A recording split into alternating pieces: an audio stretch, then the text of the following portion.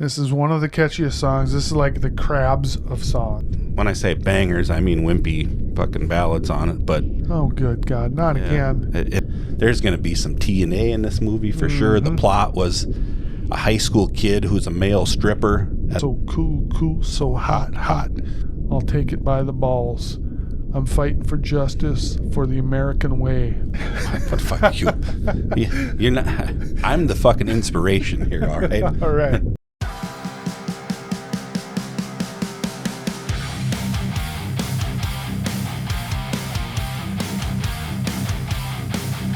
Welcome back, everybody, to Rock Resurgence Radio. My name is Chad, the host. And I'm your co-host, Bergy. Hey, today we got another good one. Good.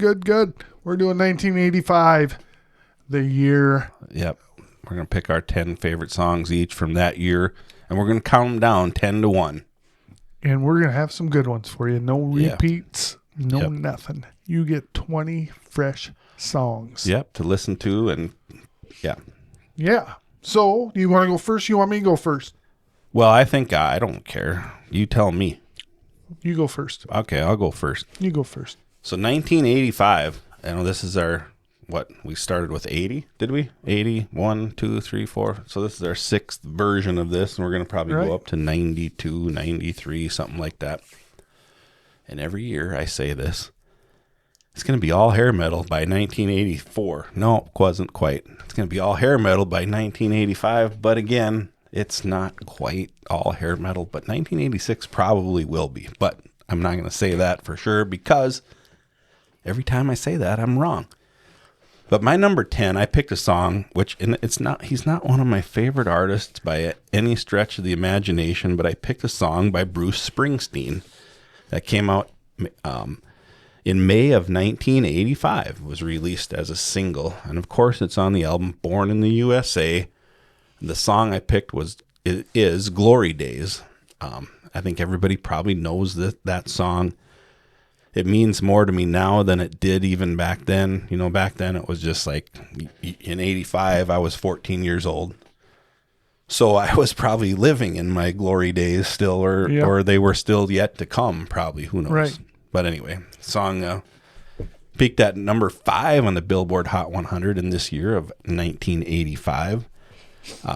Record tying 7 top 10 hit singles on that album. So crazy. And Born in the USA, I remember, so this is one thing I remember about this album. There was a foreign exchange student went to high school with us, and his name was Juan. He was from Mexico. Imagine that. But he had this album, and he would sing along to the words on the bus when we went to games and things like that. And of course he had that accent, Mexican accent or whatever. And I always just thought it was kind of fun to listen to him sing Born in the USA when he totally wasn't. But Glory Days, the song talks about, he could throw that speed ball by you, make you look like a fool. And he's, walking into the bar. Yeah. I'm going to read a few lyrics from Glory Days. Perfect. Had a friend was a big baseball player back in high school. He could throw that speed ball by you, make you look like a fool, boy. Saw him the other night at this roadside bar. I was walking in. He was walking out.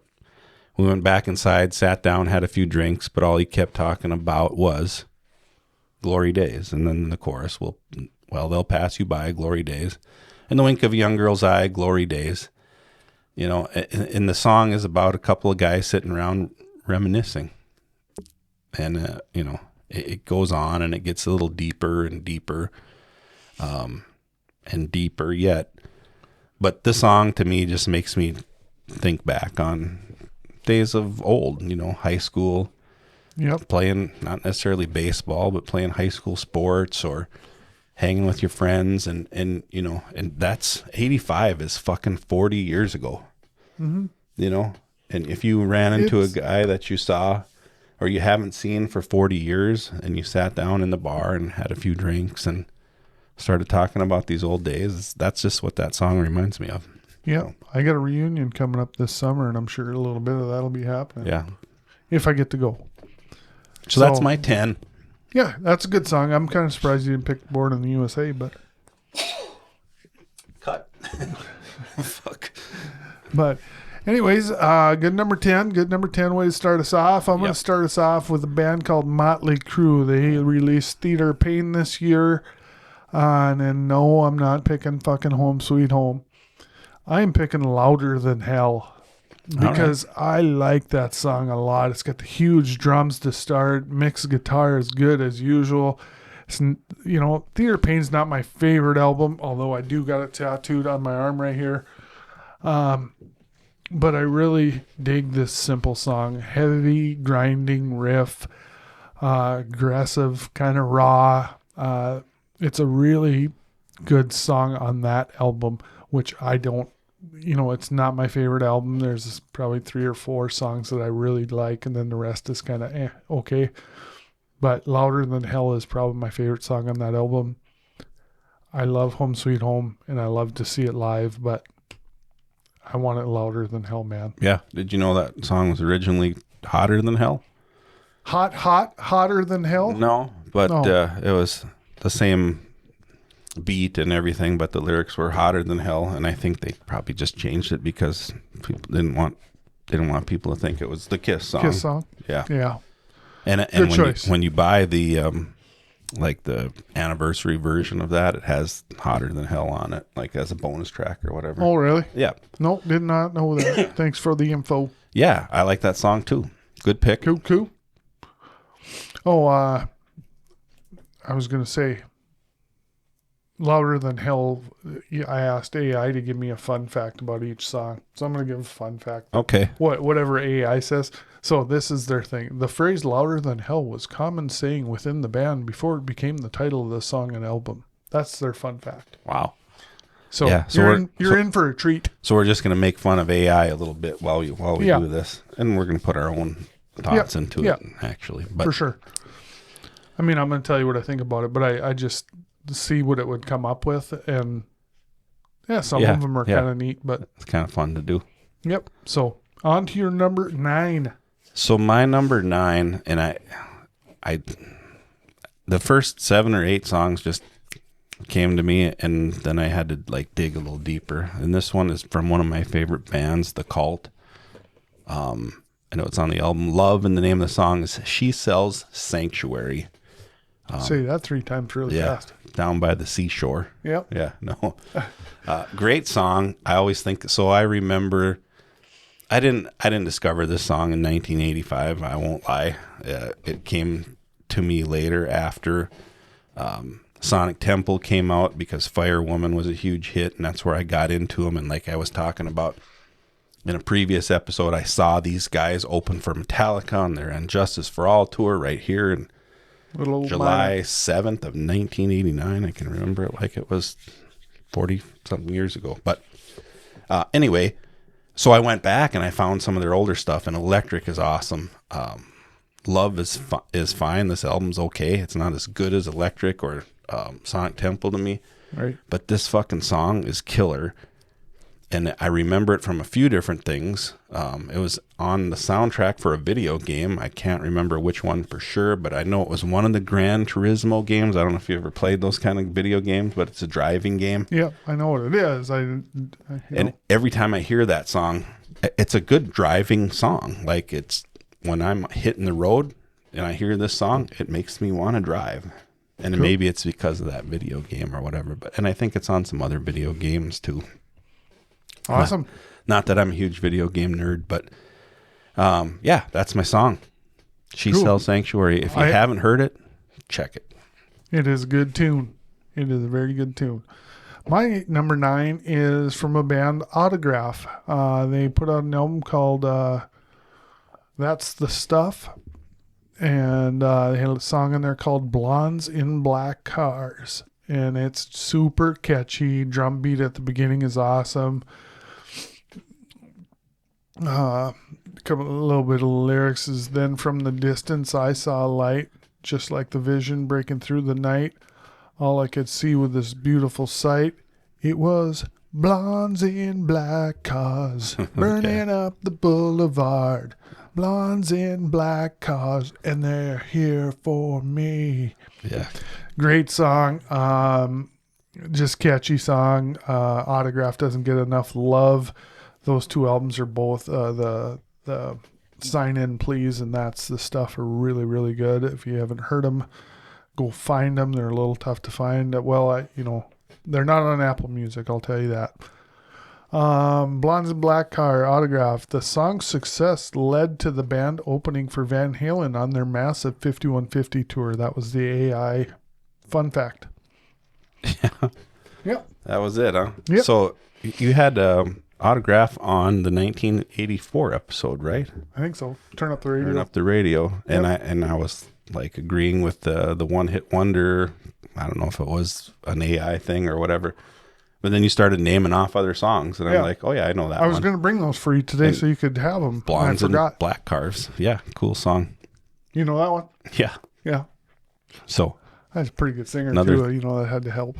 Yeah, another thing that AI was wrong about. Not really a one-hit wonder, but no, they didn't make it real big.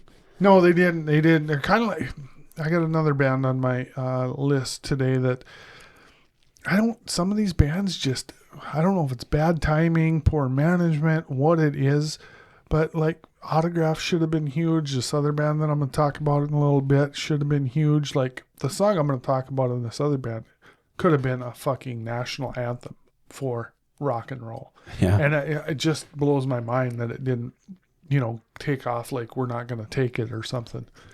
So, but yeah, I don't know the reasoning behind it, but it happened to too many bands. They just were at the wrong place, wrong time, whatever. Because these guys are out plenty early to, make a big splash. So maybe they're too early. I don't know. It's crazy. Yeah, it is weird how that kind of stuff works. Then part of it, I think, for Autograph was, I don't know. I just watched, and I don't know why, but I watched the Metal Mania on VH1. Mm-hmm. It's an hour-long show where they show, and I know you weren't a big video guy back in the day. No, I got them recorded, but I never watched them. But yeah, so they had the Turn Up the Radio was on there, and it's kind of a cheesy video, but they're all signing in, sign in please, and and the one guy puts an X on it. I think it's the singer, and the fucking computer like whacks out on him, and I don't know. It's super 80s, super cheesy, and maybe they just didn't make it because they just didn't, I don't know, they didn't set themselves apart from other stuff that was going on at the time. Yeah, I wish, they'd have made it a little bigger, but it is what it is. I still like them. Yeah, so my number 8 is Heaven by Bryan Adams. Bryan Adams has come up, and this album's come up. As a matter of fact, this album was on, and so go back and check out our episode on must-have albums. Bryan Adams' Reckless was one of Chad's certified must-have albums. Yep. And it is a great album.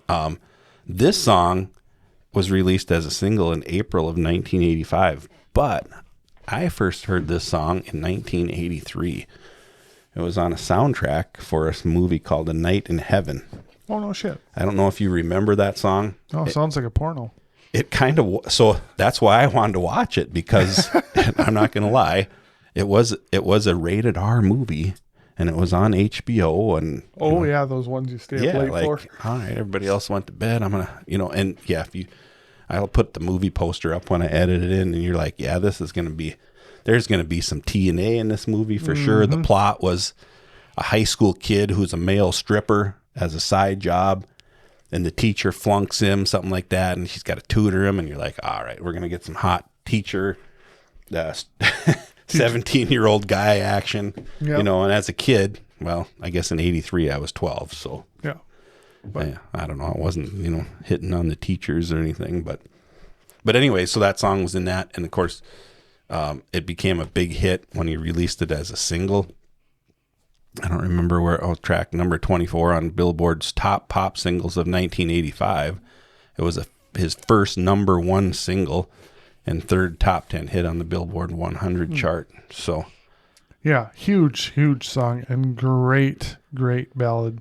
Yeah, one of my second favorite song named Heaven. You all know I'm a big Janie Lane. I guess that would be my second favorite song, called Heaven too. Yeah, it's great. I didn't know this, but it was heavily influenced by Journey's '83 hit Faithfully, and I guess that makes sense when you hear the two songs together. Yeah. But yeah, he just a good tune, man. Very good. Yep. Good pick. Anyway. My number 8 is by a band called Kiss. This came off their Asylum album. I happened to see this tour in Jamestown, North Dakota with King Cobra opening. The song I'm talking about is Tears Are Falling. Super catchy riff at the beginning with a little whammy at the end of the riff. It's so cool. The track was written and sung by vocalist, guitarist Paul Stanley. It is one of Kiss's few songs since the 70s to have been solely created by him. It would also be Stanley's last individual composition until Loving You Without You Now on his 2006 solo album Live to Win. The song enjoyed minor success when it was released as a single in the United States and the UK. It peaked at number 20 on Billboard Hot Mainstream Rock Tracks and 51 on Billboard Hot 100, meanwhile peaking at 57 in the UK charts. Fun fact from AI. This was the first single released from Kiss's album Asylum, making it a continuation of their Unmasked era. Very well. Stupid. But yeah. I'm going to read those because I think they're funny. Yeah, they're fun. And I remember that we talked about the video for that song in one of our other episodes, and it might have been the Kiss draft that we did. Oh, yeah, maybe. Yep. Because that song got drafted. Correct. Yeah. Yep.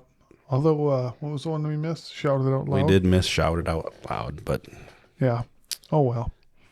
So that's my number 8. Yeah. What do you got at 7? At number 7, I got another wimpy one. Oh, good God. Not again. And this album was fucking big time, boy.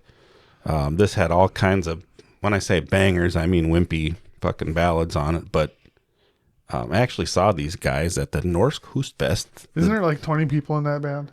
It seems like it. And actually, when I saw these guys, there had to be at least 8 guys, I think, on stage. And there's been a couple of different singers. And actually... I think at the same time they, took some, Anyway, the band is Chicago. The song is You're the Inspiration. Very wimpy, for sure. Hit the Billboard Hot 100 in January of 1985, so barely qualifies. Got all the way up to number 3. Actually, their single was released in 84, so I kind of cheated a little bit. But I just remember this being a big deal. And kind of going back to check out our Aerosmith episode, and I was talking about the song Angel and how I remember dancing with a girl at the PTO dance or whatever. This is another one of those. Okay, it's a slow jammy.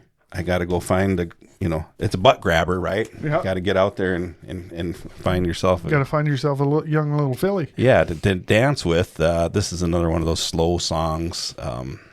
Peter Cetera, written by him and David Foster for Chicago, and their 14th studio album, Chicago 17. I don't know why it's called Chicago 17 if it was their 14th studio album, but anyway, again, I like the song. I think it's great.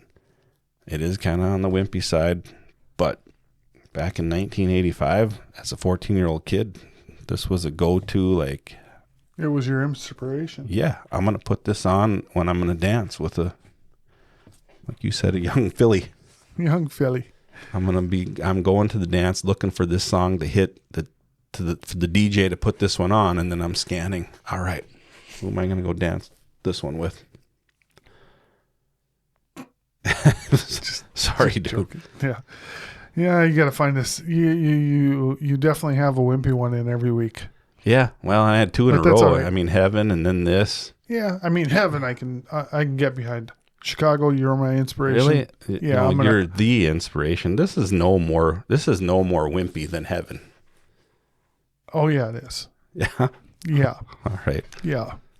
The whole album was full of wimpy songs, just for the record. But man, this was a big seller too. I know it was a big song. I know the song, but I wonder how many songs. I've never owned a Chicago anything. Yeah. No. It's kind of like what's the band that does? I'm surprised you haven't had Dancing Queen on your thing. Oh, ABBA? Yeah. Yeah, no. I don't own any of their shit either. Man, Stay the Night Hard Habit to Break, You're the Inspiration, Along Comes a Woman. Those were the 4 singles. The album had to sell like, it didn't sell any to you. 6.1 million copies, it says. Yeah, in it the wasn't US, none to me. UK, Japan. Yeah, okay.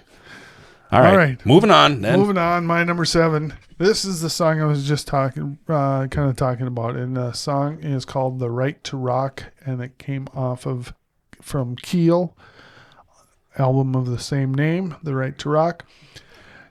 Listen to this again in preparation. You can definitely hear its age. It didn't have the recording isn't as good as it could have been, but it still rocks. This could have been a huge anthem, like We're Not Gonna Take It. It just didn't catch on like that song. It was produced by Gene Simmons under the label Golden Mountain Records, which was distributed by A&M Records at the time. When the band started recording the album, drummer Bobby Marks left. He was replaced by different drummers, Fred Coury, who went on to join Cinderella, Barry Brandt of Angel, and Steve Riley, who plays the entire album, but subsequently left it to join the band Wasp. And I'm just going to read you a little bit of lyrics because it's cool. Right to rock. All my life I've been fighting for my right to make a stand. Scream my anthem to the night. Hold the power in my hand. I'm going to do it my way or not do it at all. Take the world on my terms. I'll take it by the balls. I'm fighting for justice, for the American way. I believe in what I do, and I mean what I say. You got it. The right to rock. We've got it. The right to rock. So, if you hear it, if you haven't heard it, listen to it. It's an anthem. The words are about, standing up for yourself, fighting for your right. It's similar to, fight for your right to party. This is fighting for your right to rock. I had to look this up. So the AI fun fact was, the music video features a cameo appearance by the actor-musician R.G. Armstrong as a disapproving authority figure. And I'm like, who the hell is this guy? So I had to look him up. And I still didn't really know. He's been in a lot of old Western movies, but in 1991, this R.G. Armstrong portrayed the title character in the music video for Enter Sandman from the heavy metal band Metallica, which won the 1992 MTV Music Award for Best Metal Hard Rock Video. When you're reading those lyrics, I just couldn't help but think, it's no, you're the inspiration. There's no, you're the meaning in my life. You're the inspiration. You bring feeling to my life. It's not that. The right to rock. And, I don't know. It's better. Yeah, mine's better. So anyways, if you haven't heard Keel's album, The Right to Rock, it's really good. There's a bunch of good stuff. Their 87 album is all killer, no filler. Will make an appearance on the must-have albums. But anyways, The Right to Rock, Keel, that's my number 7. Good one. Thank you. Yeah. What are we on to? Your number 6. My number 6. So we're moving along. So again, another one now. After this, they're all hair metal, I'm going to say, on my list. This one's not. This one was from a movie in 1985 called The Breakfast Club. This fucking song kicks ass. Yep. Don't You Forget About Me by the Scottish rock band Simple Minds. Excellent song. Yeah. And to me, it holds up. It gets better. I can see the Judd Nelson at the end of the movie. Like, yeah, you knew where I was going with that. And that song playing in the background. And it's such an 80s song in 1985. It's fucking perfect. It was perfect for that movie. Like these guys ended up making friends after, not getting along and all this shit. And then they end up kind of forming a sort of friendship. And then, him walking away at the end, don't you forget about me. It just made a statement. That whole movie was just an awesome freaking movie. And that song was just perfect for it. Yeah. So. Yeah. Will you recognize me? Call my name or walk on by. Yeah. Yeah. The movie, I know it's a big deal. You know, it's a John Hughes movie from 1985, and I like the movie a lot. I've rewatched it several times in my life. I don't know if it holds up as a movie so much, but I love all the characters in it. I especially love the fucking principal. Yeah. You know, when you mess with the bull, you get the horns, you know. Yeah. I can't think of his name.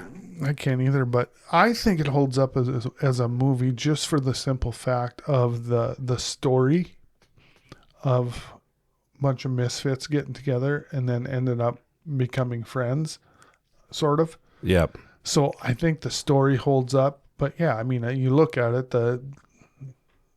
they're all stuck in detention, and yeah, you got the nerd and the the brat and yeah, I guess you're right. It does kind of hold up, but back then it was like it was so good. Yeah, it was the shit. Anyway, so, Simple Minds. Don't You Forget About Me from the Breakfast Club. That's my number 6. That was a great pick. Thank you. If you wouldn't have picked it, I would have picked it. So yeah, and I got to throw this out there. I made my list and I threw it out there first, and then so I have a song on there that Chad was a little upset that I picked, and we'll talk about it when I get to it. Yeah, we talked about making a trade or something, but we didn't. I feel like it's a little unfair because I picked first. You do every time. I do. Your list gets to me, and I'm like, God damn it! I got to start doing my fucking list. So when we do 1986, you whip out your list faster. Oh, I got 86, 87, 88, and oh, you got them in the fucking chamber or what? No. Oh, okay. That would be ambitious. But anyway, your number 6. My number 6 comes from a little old band from Australia. We're talking about AC/DC. And the album is Fly on the Wall, and the song I picked is Shake Your Foundations. This album doesn't, I mean, if you listen to this album, it doesn't sound as polished as like Back in Black and stuff. It's just it just has a kind of more raw feel. It's not as polished, but anyway, Shake Your Foundations. What can I say about it? You know, shake your foundations. It's fucking awesome. It's a sing-along song. It's a jammer. It's, you know, Angus and Malcolm just sound great. Brian sounds great. Let's see. What did this is a AI thing. Okay. Shake Your Foundations, AC/DC. This song was one of the first AC/DC tracks to heavily utilize synthesizers for atmospheric effects, although subtly. And I listened to it and I'm like, fuck, I don't hear shit. So I don't know. Whatever. Yeah. There's AI fucking around again. But yeah, Shake Your Foundations, AC/DC, Fly on the Wall.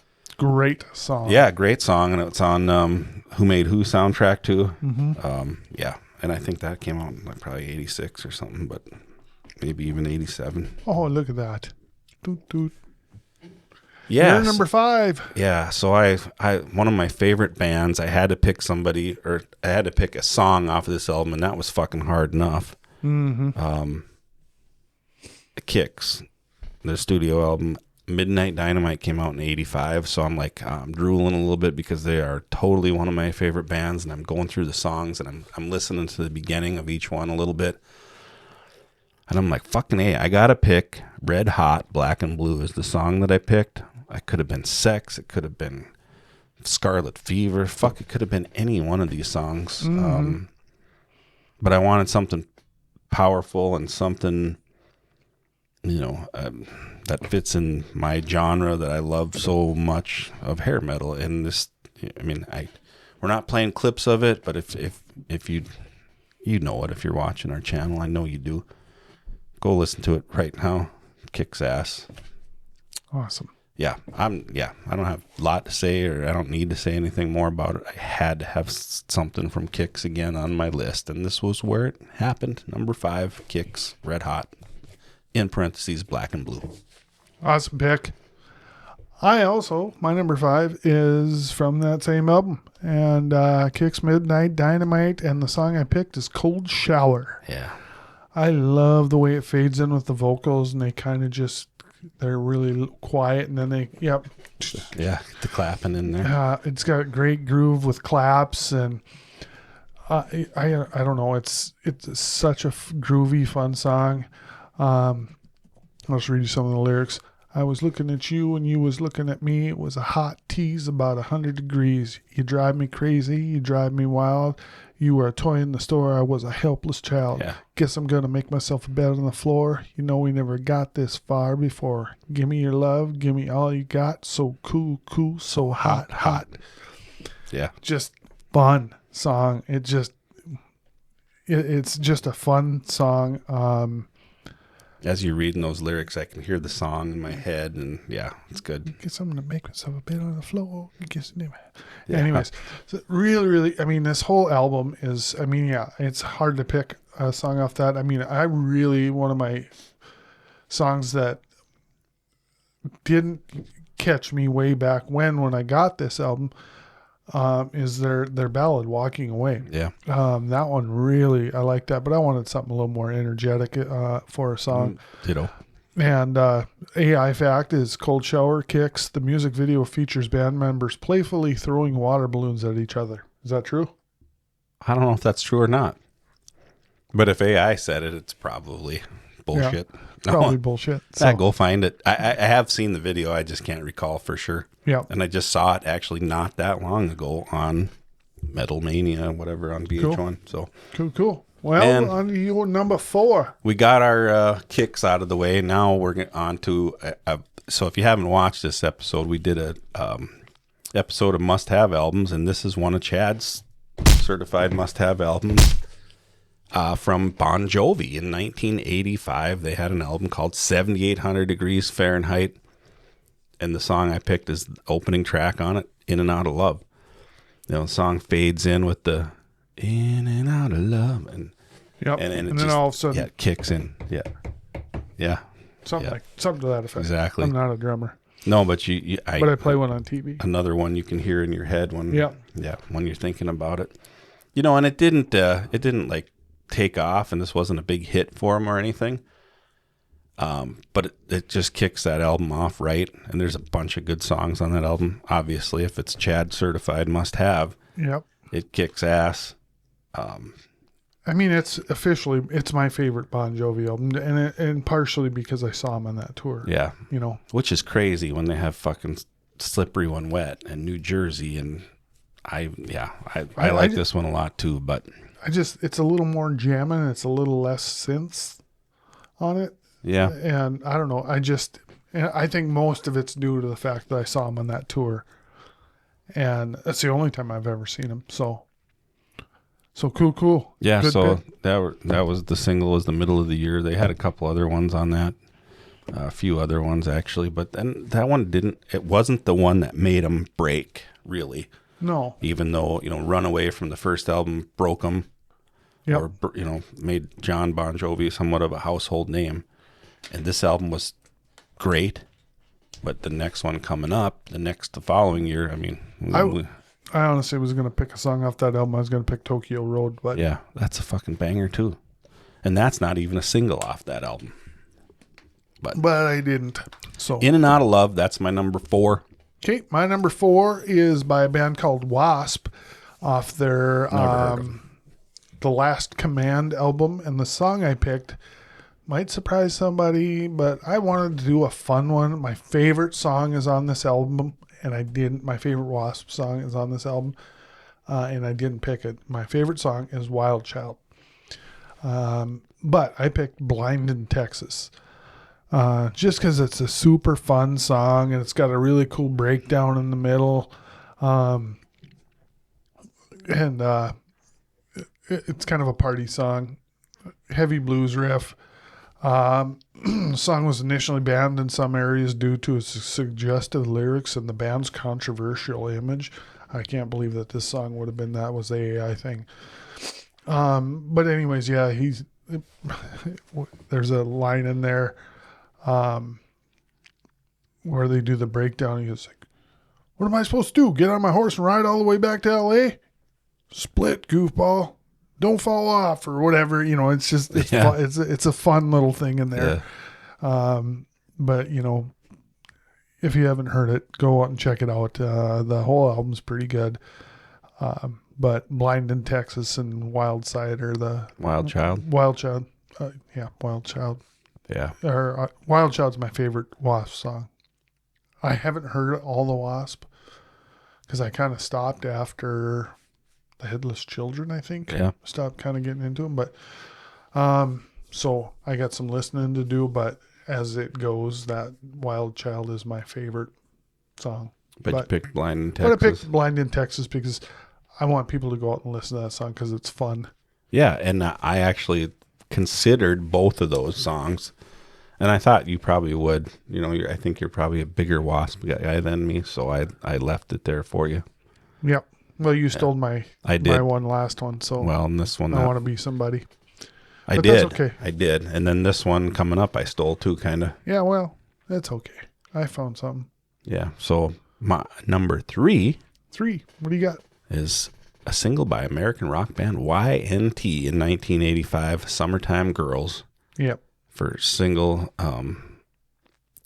Actually, it was their first single from a live album, Open Fire. Later reappeared on this album, Down for the Count, which I'm going to say it right now is probably one of my certified must-have albums. I don't think there's a bad song on that album. I love Down for the Count. Yeah, every song on it. The music video, obviously, if you can go find this, go do it, because the music video is super 80s and it's super summertime. Obviously, the song "Summertime Girls." Yep. You know, it starts off with a homeless person looking through the garbage can at the beach. A drummer, Leonard Hayes, emerges from the garbage pile. The video then cuts to vocalist Dave Meniketti and guitarist Joey Alves coming out of a small cave, and then the bassist Phil Kennemore emerging from the sand after being discovered by a man with a metal detector. All 4 members then meet up as a large crowd approach the beach when 4 girls, all dressed in black leather clothing with chains, emerge from the crowd, who are seen throughout the video as the band continue to hang about the beach. As everyone leaves the beach at sunset, the 4 girls walk up to the band and walk off with them. I mean, of course they do. The boys get the girls at the end. Great song. Yep, that was one I was really hoping to get, but then you sent me your list and I went, fuck. He did right away. Like, he was kind of upset that I didn't get that one. But it's okay. But that song, YNT is a way better band than I remember. Yeah. I've been listening to a lot of YNT lately. I've been listening to the Contagious album, and it is so fucking good. Like, I star all the, I favorite all the songs I like on there, and I think there's 10 songs on there. I think 7 of them are favorited. Yeah, so good. I got to go check that album out. I know there's another one, 10, that has some good songs on it. LA Rocks, I think, is one of the songs. Yeah, they're a very well respected band in the hair metal circles, but I never got big into them. But this album it's killer to me. I gotta read some lyrics, too many actually, probably lyrics from the song. But if you everybody knows the song, but oh yeah, and I'm not gonna sing, but I just want to watch the girls going by. It's like poetry in motion against a hot summer sky. I'm in love, yeah, at least every minute or two. Until the next time a girl walks by, I think I love her too. I can't help myself, but I just lose my head every time you see them walking by. Summertime girls, you make the whole world go round. Summertime girls, when you lift me up, I never come down, no. She's hot, I dig her wiggle and all that shake. I can read that body language, yeah, a million miles away. And I mean, and it goes on, and it's fucking killer. What's the name of that album? Down for the Count. It's not even on. Really? Mm-mm. So some of the songs on that album, here, Anytime at All. So the album opens up in the name of rock. All American Boy. Everybody knows that song. Well, if you don't have, so there's a robot gal and basically Dracula or a vampire on the cover, and Down for the Count. So it's kind of a play on words that I'm gonna have to get that now. Anytime at All is killer. Anything for Money is great. And then Face Like an Angel. Summertime Girls on the first song on the second side. Looks Like Trouble. A great version of Your Mama Don't Dance. Better than Poison's version, I think. Don't Tell Me What to Wear, and finishes with Hands of Time. Just good, solid. Here's album. that Contagious album. 3, 4, 5, 6 of the 10 songs I got starred. Yeah. And there's a couple others that I really like too. But yeah, I gotta find that now. God damn it! I wasn't gonna spend any money on CDs this month, but I might have to go pick that one up. AllMusic reviewer Eduardo Rivadavia gave the album 2 stars out of 5. He's a fucking idiot. Criticized the band for joining the perm-haired masses, then issuing like dandruff out of the California dust to redefine the meaning of the word dumb. You're fucking dumb. Anyway, this album is great. Yep. The song is great. Y&T has a lot of good stuff. If you haven't checked them out, I highly recommend the Contagious album. This was right before that. Yep. Okay. And that one then didn't they, what was that? Mean Street or something? No. Whatever. Anyways, my number 3, we'll move on to that and we'll get off of Y&T for the moment.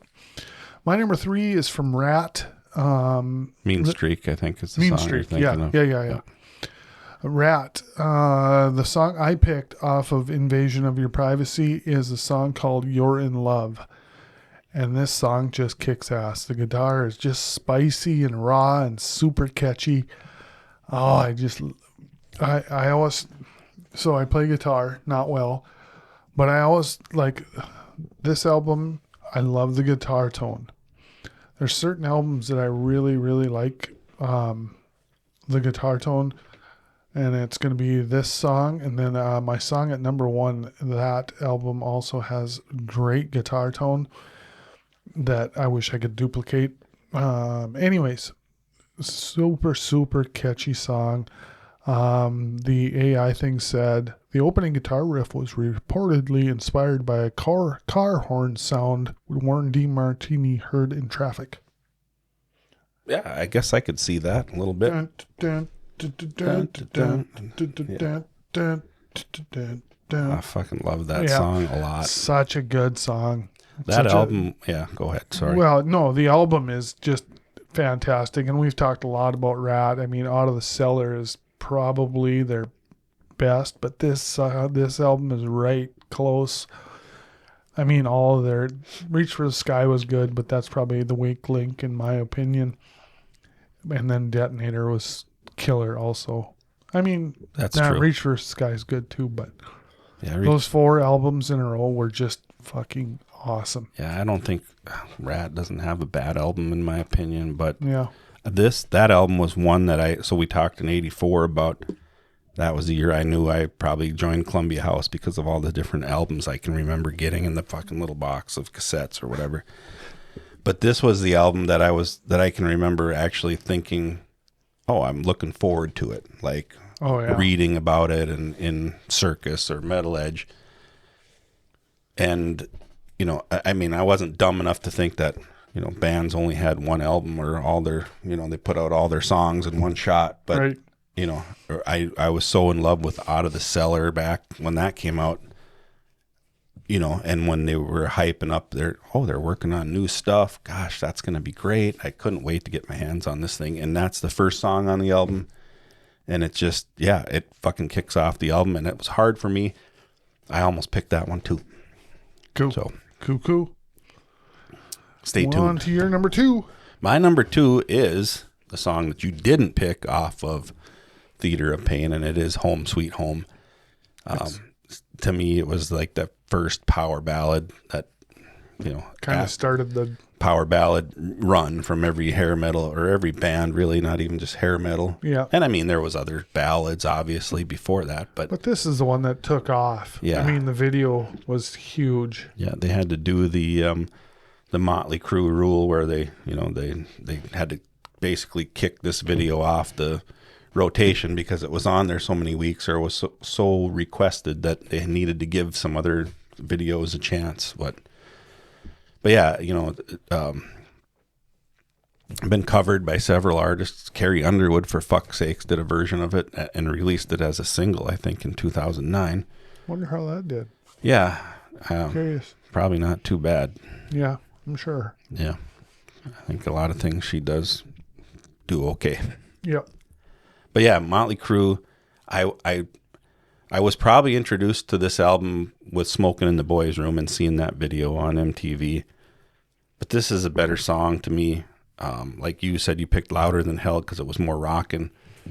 I picked this one because it just to me is a more, I don't know, in my heart, it's more, the fuck's the word I'm looking for? Representative of this album and this time and this 1985, I guess, for me. Yeah, it was a huge song. They play it at every concert, and it's a big spectacle at the concert.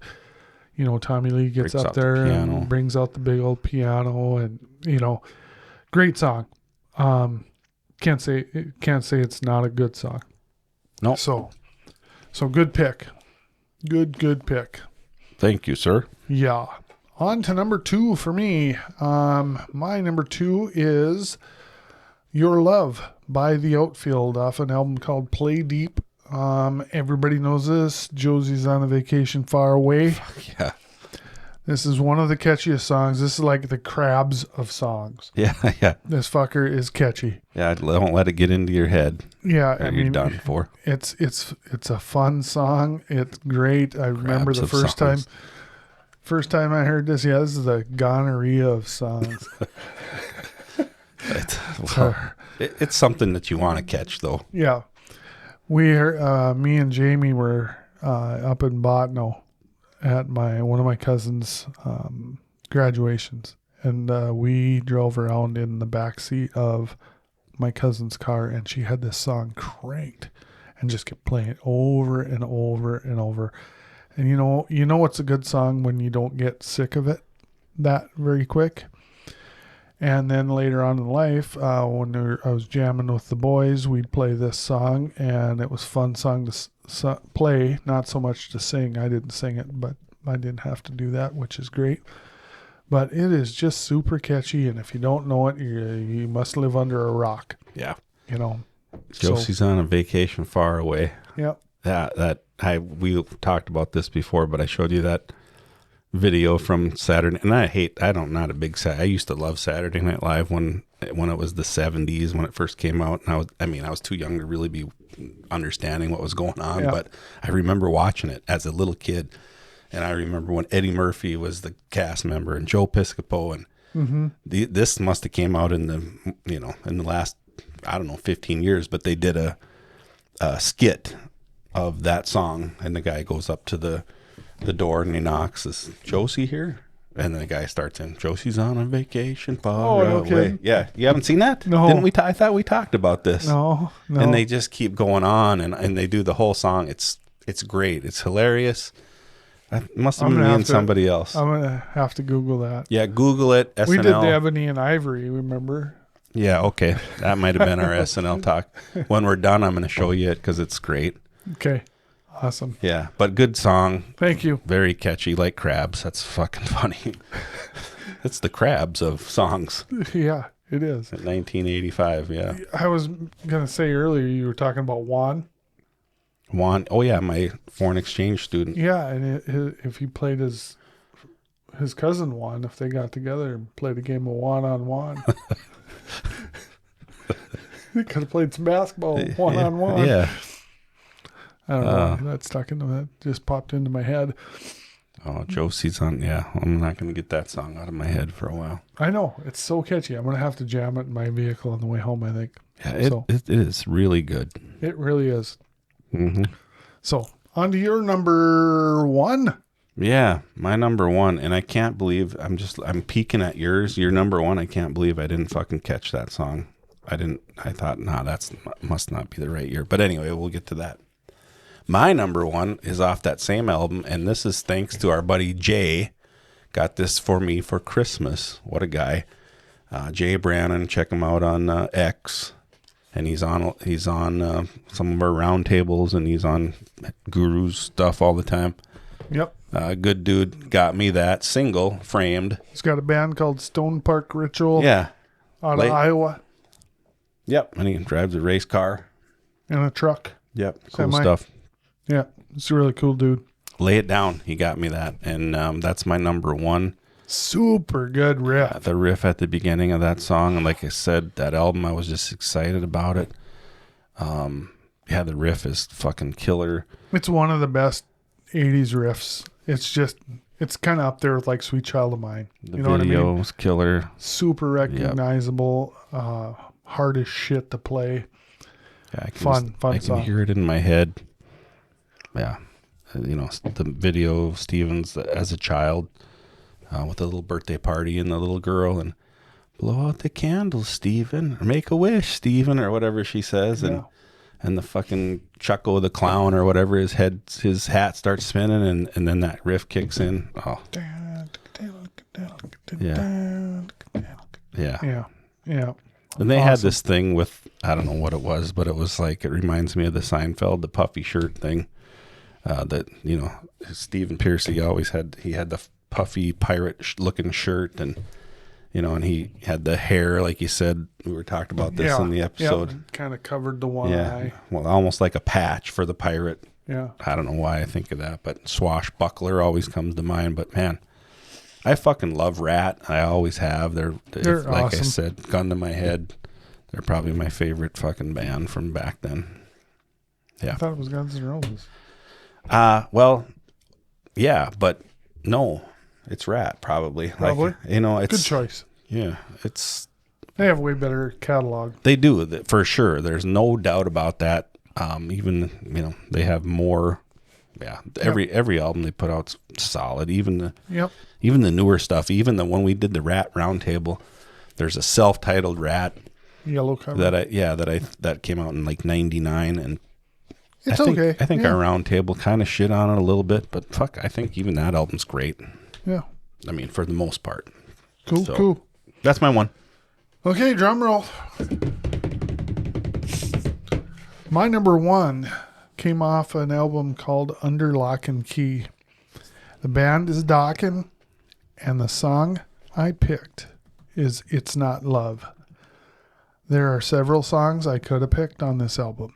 I could have picked In My Dreams, The Hunter, Unchain the Night. But I picked It's Not Love because of the guitar. It's an evil sounding riff. Great sound on the album. I love the guitar tone. This is the other album I was talking about, Rat, earlier. The guitar tone, I even like the guitar tone better on George Lynch on this album. It just has this evil sounding riff, and if you haven't heard it, check this song out. It is so freaking catchy and cool, and then they shout, "It's not love, left you standing." Yeah. It's just a fucking monster song on a really good album. The whole album is really good. Got into my head, that might be my favorite Dokken album. That one or Back for the Attack, one of those two. But I'm glad you picked that song. 100%. That's my favorite Dokken song, period, bar none. But I'm saying that as a guy who's, for whatever dumb reason, and Dokken and Rat are very similar, and they have a virtuoso type, guitar player, a riff master, so to speak.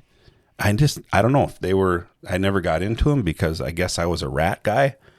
And I could be just way off base, but I feel like some people were Rat guys and some guys were Dokken guys. And I was always the Rat guy, but I liked them both. Yeah, you can. I don't know why you couldn't like them both, but for whatever reason, I just never got into them. But you should go back and start with Tooth and Nail. It's really good. Well, Tooth and Nail is almost metal. And this is really good, and I hate to admit it, but I bought, well, I don't know why I hate to admit it, but it's called the Definitive Collection.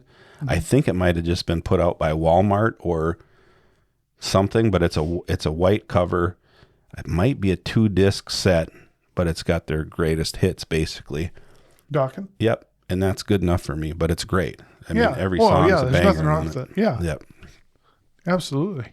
And maybe I should get into some of their more deeper cuts because I might like them as much as I like. They had a song on there called Jaded, which is really good.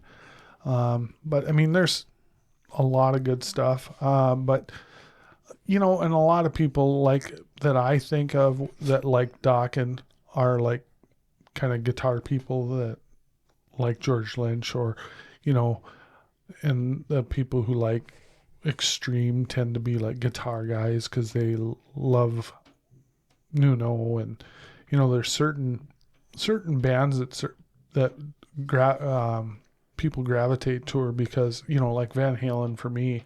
I wasn't a huge fan of David Lee Roth. I mean, but I fucking loved Eddie.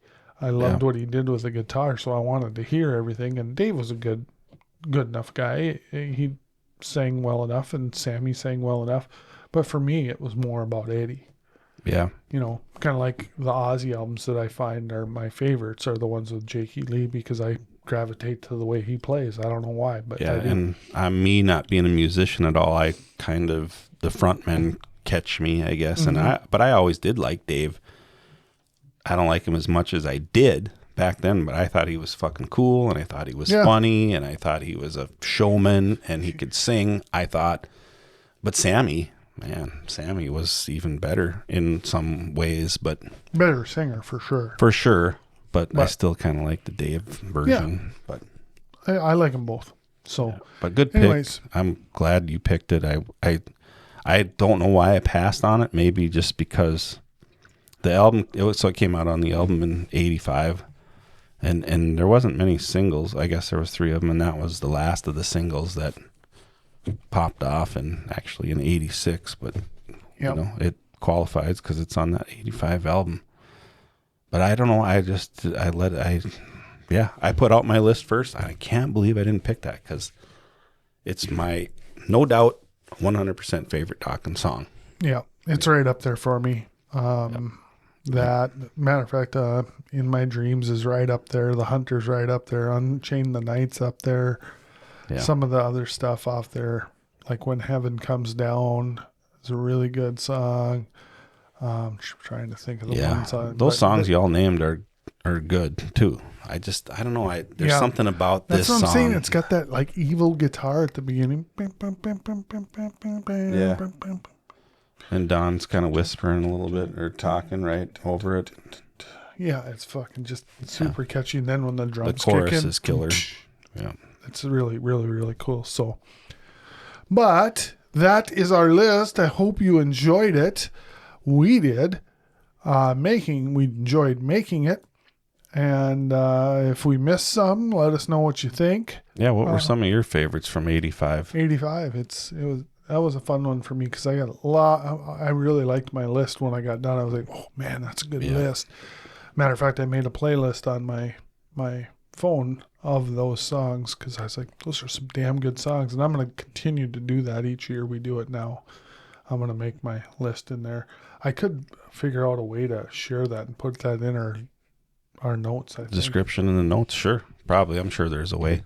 I don't know. I don't know that anybody would want yours with all those wimpy songs on it. But fuck you. You're not. I'm the fucking inspiration here. All right. All right. You bring meaning to my life. But if you do, make your list into the thing and send it to me. I'll put them both in the in the comments. So I wore this Aerosmith shirt because Aerosmith put out an album in 1985 too, but none of their songs made our list. But more importantly, I wore it so I could promote our previous episode. If you haven't watched it, it was our first Aerosmith episode. First Aerosmith. It's been we've been doing this a year and a half, and it's the first time we talked about Aerosmith. Which sounds fucking crazy, and probably it is almost a little bit. is kind of crazy. Well, we're kind of fucking crazy sometimes. Yeah. Well, whatever.